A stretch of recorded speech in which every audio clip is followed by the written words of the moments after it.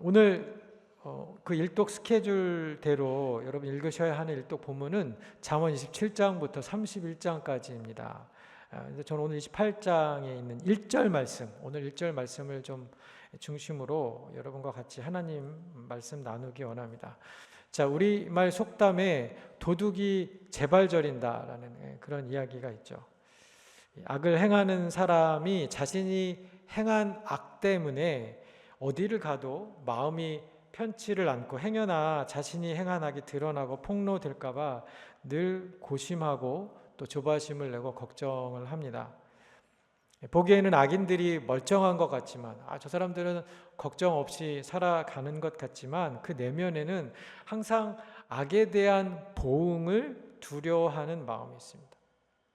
타락한 인간의 유한함에서 오는 이 보편적인 정서 중에 하나가 바로 불안이라는 것입니다. 불안.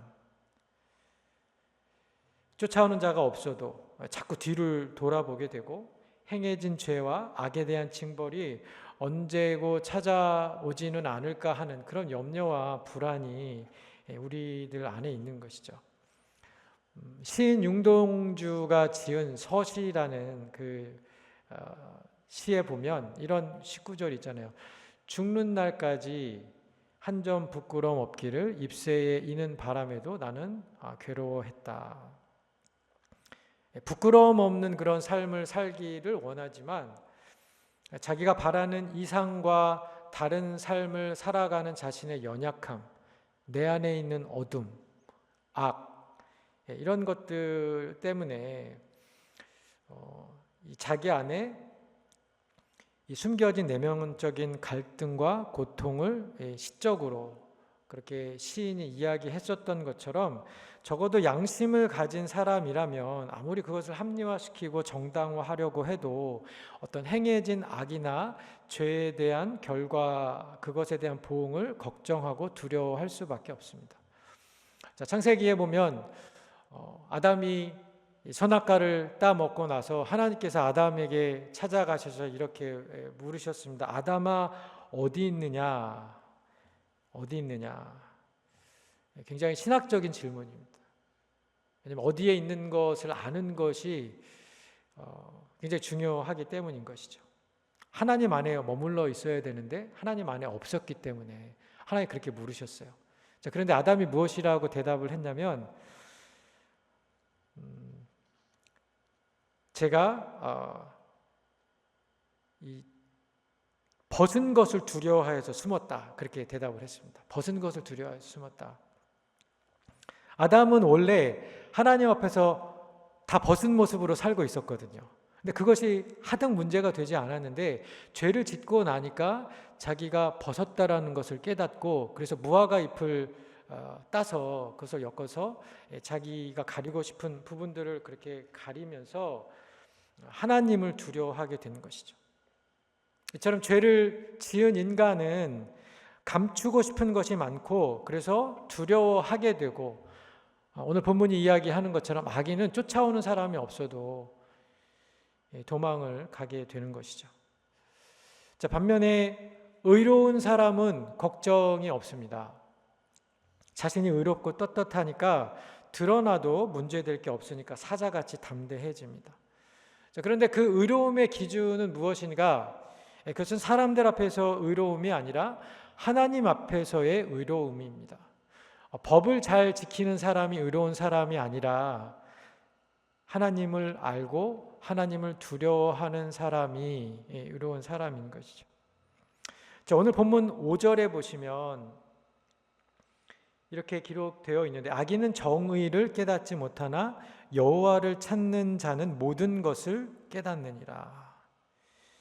자, 제가 이 구절을 영어 성경으로 보니까 영어 성경에는 이렇게 적혀져 있더라고요. NIV는 Evildoers do not understand what is right, but those who seek the Lord understand it fully 라고, 그리고 ESV는 Understand what is right을 Understand justice라고 그렇게 해석을 했습니다.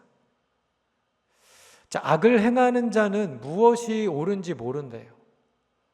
무엇이 자기에게 유익한 것인지 잘 모르지만 하나님을 구하는 자, 하나님을 찾는 자는 무엇이 옳은지를 fully, completely 그렇게 안다고, 온전히 안다라고 그렇게 영어 성경이 번역한 것을 오늘 개역개정은 모든 것을 깨닫는다라고 번역하는 거예요. 옳은 것을 아는 것이 모든 것을 깨닫는 겁니다. 여러분이 성경의 그 관점이 놀랍지 않습니까? 옳은 것을 알면 모든 것을 깨닫는 사람과 같은 겁니다. 자, 이처럼 의로운 자는 하나님을 구하기 때문에 하나님이 구분하는 선과 악이 자신의 선과 악의 기준이 되는 사람입니다. 여러분 스스로에게 한번 질문해 보십시오. 나는 하나님이 구분하시는 선과 악의 기준이 나의 선과 악의 기준인가? 사람들이 말하는 혹은 이 법률이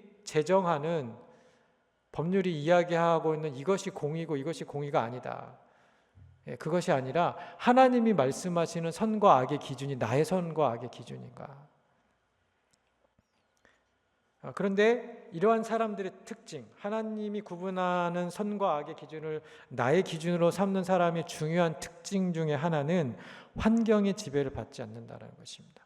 범사에 하나님의 길로 행하고 범사에 하나님의 뜻과 그분의 이름과 영광을 위하여 살다 보니 악이 범람하고 또 때로는 악이 자기를 위협하거나 악이 선을 행하는 사람을 죽일 수도 있는 그런 불안하고 안전하지 않은 상황 가운데도 처하게 될 수도 있지만 하나님 앞에서 옳은 것을, 하나님 앞에서 거룩한 삶을 살아내면서 바르고 곧은 것을 포기하지 않는 사람인 것이죠.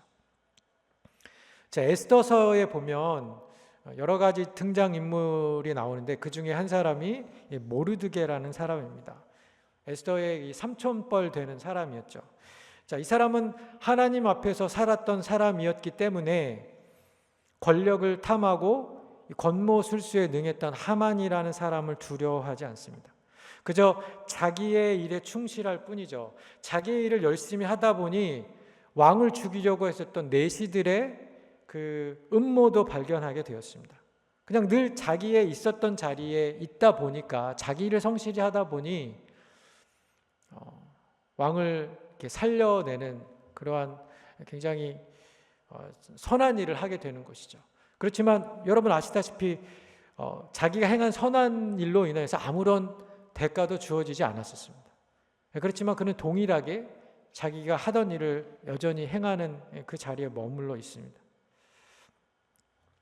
궁 안에 있었던 모든 사람들이 하만을 두려워해서 그의 눈밖에 나지 않기 위해서 그에게 화친의 손을 내밀거나 그에게 굽신거리는 태도로 그렇게 모든 사람이 그렇게 행동을 하는데 이 사람 모르드게는 자신의 머리를 하만에게 굽히지 않았습니다. 자, 성경이 우리에게 명확하게 설명해주고 있지 않지만 모르드게는 이 하만이 이스라엘 민족의 원수와도 같았던 아말렉 족속, 특별히 그 아각 왕이라는 사울이 아말렉 족속을 멸하라는 하나님의 명령을 어기고 아각이라는 사람을 살려주었잖아요. 그 아각의 후손이 바로 이 하만이라는 사람이었는데 그 아말렉 족속의 후손인 것을 이 모르드게가 알았던 것이 아닐까 그런 생각이 듭니다. 그리고 성경은 또 이 의인들은 악인들과 같이 하지 않는다라는 그런 많은 성경의 말씀이 있는 것처럼 이 사람이 악한 사람이기 때문에 그와 가까이 하지 않았던 것은 아닌가 하는 그런 생각이 듭니다. 궁정에 있었던 모든 사람이 권력의 핵심이었고 권력의 이인자와도 같았던 이 하만을 두려워하고 그를 따르면서 그에게 아첨하고 섬길 때에 모르드게는 그 어떤 존경의 제스처도 이 사람에게 보이지 않았습니다. 물론 그것이 나중에 유대인의 화를 불러오는 그런 원인이 되기는 했지만 말이죠. 왕궁에 있었던 모든 사람이 적어도 표면적으로는 하만 앞에서 그를 존대하였는데 하만은 자기에게 존경을 표하지 않는 모르드게가 눈에 가시처럼 그렇게 여겨져서 그를 증오해서 그만 죽이는 것뿐만 아니라 그의 민족 전체를 몰살시키려고 하는 계책을 고안해내죠. 이것이 악인들의 전형적인 특징이 아닌가 싶습니다. 악인은 자신이 악하기 때문에 내가 악하니까 다른 사람도 다 악하게 보는 거예요. 나를 인정해주지 않는 사람, 그런 사람에게 쉬 분노하고, 특별히 의로운 사람들 앞에서 자신의 어둠이 드러나기 때문인지 모르겠지만 그런 사람들 앞에 쉬 시기하거나 분노하거나 또 폭력을 사용해서 사람을 위협하고 죽이려고까지 합니다.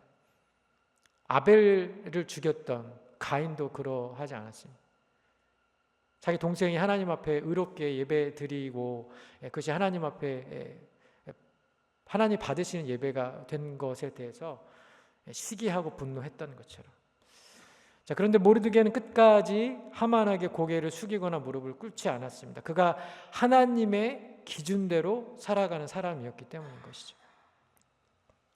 자, 오늘 본문 1절과 관련돼서 모르드게와 하만이라는 사람의 대조와 비슷한 또 다른 성경의 인물군이 있다면 바로 다윗과 사울을 이야기할 수 있을 것 같습니다.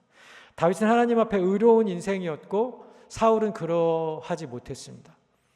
제가 다윗이 의로운 인생이라고 이야기하는 것은 그의 삶에 죄가 없었기 때문이 아니라 그도 허물과 실수가 많았던 사람이었지만 그럼에도 불구하고 그가 평생을 하나님 앞에 살려고 노력했던, 자기가 범죄하였을 때 하나님 앞에 나아가서 자신의 그 악함을, 자신의 죄를 고백하고 또 회개했던, 또 하나님의 뜻을 그의 삶에 이루려고 실천했던 그런 사람이었기 때문입니다.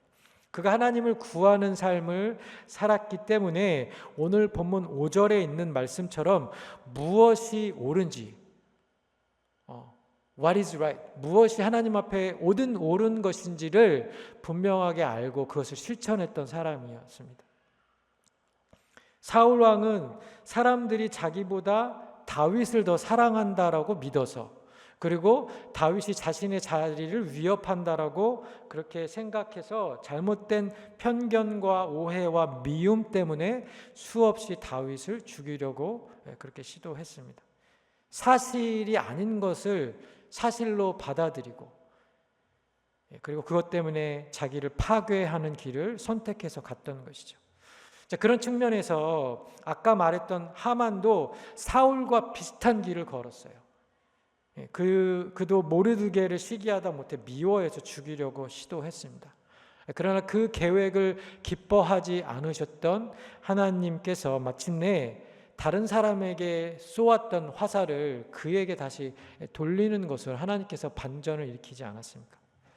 사울의 경우에서도 사울은 자신이 다윗을 죽이려고 하는 시도가 하나님 앞에서 악한 것임을, 기름 부음 받은 자였던 다윗을 죽이려고 했던 그 시도가 하나님 앞에 악한 것임을 알지 못했습니다. 그것이 하나님의 뜻을 거스리는 것이었기 때문에 결국 자신의 목을 향하는 검이 되어서 돌아오게 되었죠. 그런데 다윗은 하나님을 두려워하기 때문에 하나님 한 분의 시선과 평가를 더 중요하게 여겼던 사람이었기 때문에 자신의 목숨을 쫓고 자신에게 그토록 많은 정신적인 육체적인 고통을 주었던 대적과도 같은 사울 왕을 죽일 수 있는 2번의 절호의 기회가 있었음에도 불구하고 하나님 앞에서 옳은 것을 선택하였습니다. 하나님의 정의가 하나님의 방식으로 실현될 것을 믿으면서 하나님이 그를 직접 담당하시도록 그를 평안히 놓아주었습니다. 그리고 자신의 삶이 하나님 앞에서 의로웠기 때문에 사울 왕에서도 담대히 내가 당신에게 악을 행한 일이 없습니다. 하나님께서 당신이 내게 행한 악을 갚아주시기를 원합니다라고 쫓겨다니는 자의 신분이었음에도 불구하고 왕에게 그렇게 담대히 말할 수 있었습니다. 여러분은 여러분을 싫어하는 사람, 여러분을 핍박하는 사람, 여러분을 대적하거나 억압하는 그런 대적자 앞에서 이렇게 떳떳하게 나의 정직과 나의 인테그리티를 그렇게 말할 수 있도록 여러분 살아가고 계신가요? 자, 유다 백성들의 바벨론 유수 시절에 느부갓네살 왕이 세운 금신상에 절하라라는 왕의 명령이 떨어졌을 때에 다니엘의 세 친구 하나냐, 미사엘, 아사랴 이 세 사람은 우상 앞에 절하지 않음으로써 극렬한 풀무불에 던져지는 그런 죽음의 위협에 놓여졌습니다. 왕이 지금 만든 신상에 절하지 않으면 즉시 내가 너희를 풀무불에 던져 놓겠다. 능히 너희를 내 손에서 건져낼 신이 어떤 신이겠느냐라고 그들에게 타협과 배도를 유도하면서 그렇게 이야기했었죠. 자, 그때 다니엘의 세 친구가 이렇게 대답하였는데 제가 파워포인트 부탁드렸는데 준비됐을까요? 다니엘 3장 16절에 18절 없어요? 네네, 오케이. 자, 다니엘 3장 16절 18절 말씀에 이렇게 기록되어져 있습니다. 우리가 이 일에 대하여 왕에게 대답할 필요가 없나이다. 만일 그럴 것이면 왕이여 우리가 섬기는 우리 하나님이 우리를 극렬히 타는 풀무 가운데서 능히 건져내시겠고 왕의 손에서도 건져내시리이다. 그리 아니하실지라도 왕이여 우리가 왕의 신들을 섬기지도 아니하고 왕의 세우신 금신상에게 절하지도 아니할 줄을 아옵소서. 우리는 하나님이 우리를 풀무와 왕의 손에서 건져내실 것을 믿습니다. 설사 주님이 그렇게 하시지 않을지라도 우리는 왕의 신들에게 절하지 않겠습니다. 다니엘의 세 친구는 하나님 한 분만을 두려워하는 삶을 살았기 때문에 고대 근동의 절대 권력과도 같았던 왕의 명령, 또 자신들의 죽음을 결정할 수 있는 왕 앞에서도 전혀 주눅들어 하지 않고 어떤 타협과 배도, 우상 앞에 절하는 죄의 길을 선택하지 않고 하나님이 원하시는 길을 선택하였습니다. 거룩한 삶을 지켜내었습니다. 그러면서도 오늘 본문이 말하는 것처럼 죽음 앞에서도 사자같이 담대한 모습을 보여주는 것을 성경이 우리에게 말해주고 있습니다. 다니엘의 세 친구에게 부활의 소망이 있었는지, 그들이 부활을 알았는지, 왜냐하면 그 시대에는 예수님의 부활을 잘 몰랐었을 테니까.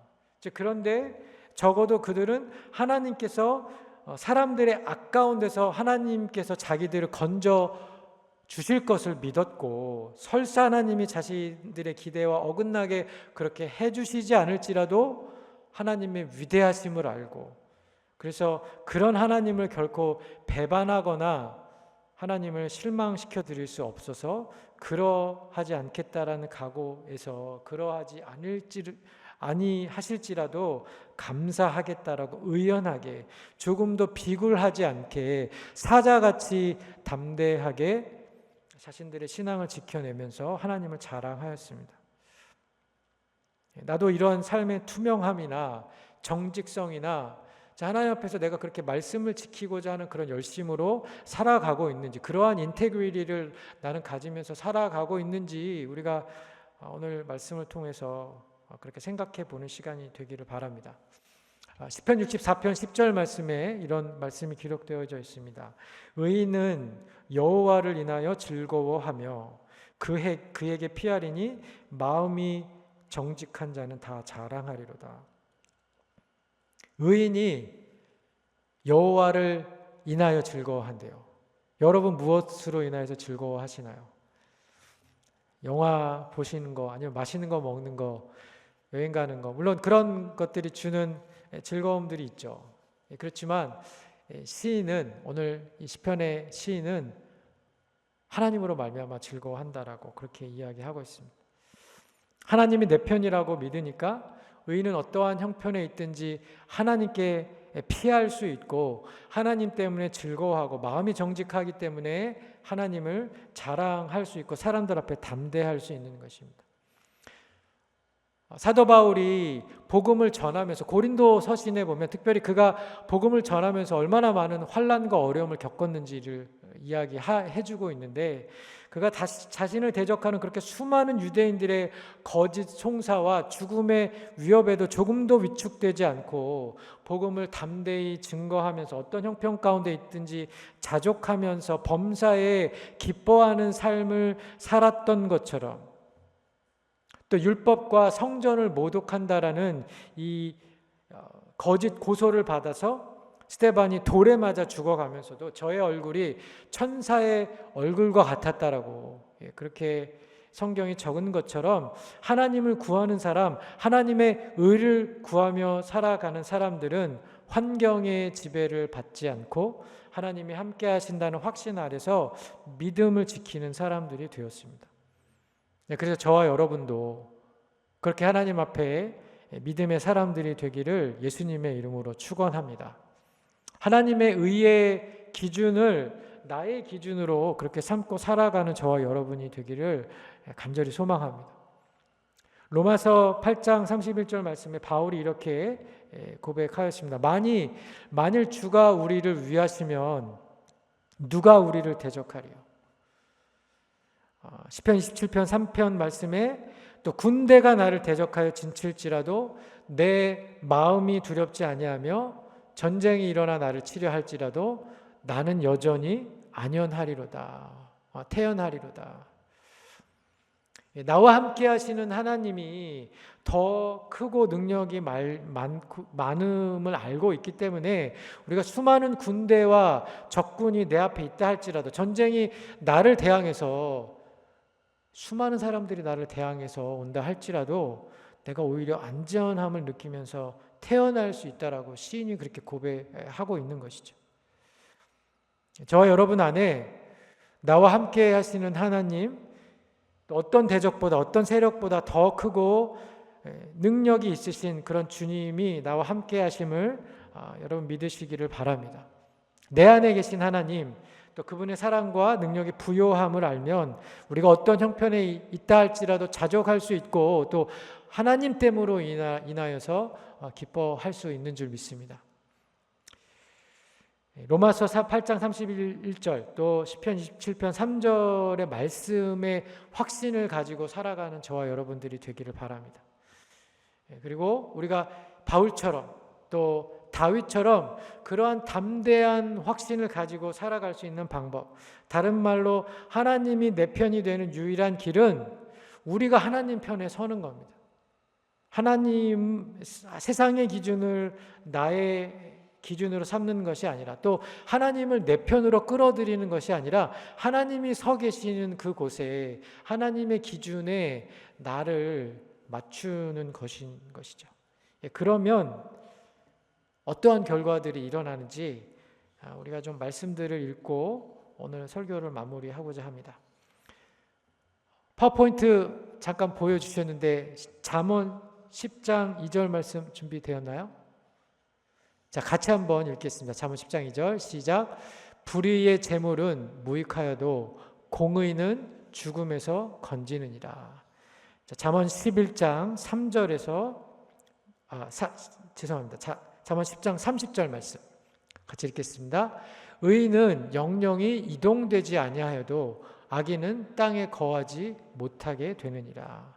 잠언 11장 3절에서 6절 말씀 같이 읽겠습니다. 시작. 정직한 자의 성실은 자기를 인도하거니와 사악한 자의 패역은 자기를 망하게 하느니라. 재물은 진노하시는 날에 무익하나 공의는 죽음에서 건지느니라. 아멘. 자, 5절에서 6절 말씀 뒤에 없나요? 5절, 6절? 네. 자, 5절에서 6절도 같이 읽어보겠습니다. 네, 시작. 완전한 자의 공의는 자기의 길을 곧게 하려니와 악한 자는 자기의 악으로 말미암아 넘어지리라. 정직한 자의 공의는 자기를 건지려니와 사악한 자는 자기의 악에 잡히리라. 아멘. 여러분, 하나님 한 분만을 두려워하며 그분의 의를 참 우리의 목숨과 같이 여기며 매일매일 여러분의 삶에서 하나님의 뜻을 구하는 그러한 여러분 되시기를 바랍니다. 우리가 빛 되신 하나님을 날마다 구호하며 살면 내가 지킨 공의와 정직을 통해, 우리가 방금 전에 읽었던 이 잠언서의 이러한 많은 말씀처럼 정직함으로 인하여, 성실함으로 인하여 그것이 나를 지키는 것을, 왜냐하면 그것을 통해서 하나님이 구원하시기 때문에, 건지시기 때문에 하나님께서 여러분을 보호하여 주실 것입니다. 그래서 세상의 모두가 나를 대적한다 할지라도 생명의 위협이나 사망이나 권세자들이나 또 현재일이나 장래일이나 다른 아무 피조물이라도 우리를 대적하지 못하고 끊어지지 못할 하나님의 사랑이 저와 여러분을 지키고 보호할 것입니다. 우리가 그러한 하나님 앞에 부끄럽지 않게 또 거룩한 길, 의의 길에 머물러 계시는, 하나님만을 경외하는 지혜로운 삶을 살아가시는 모든 우리 비전 청년부, 우리 성도님들 되시기를 예수님의 이름으로 축원합니다.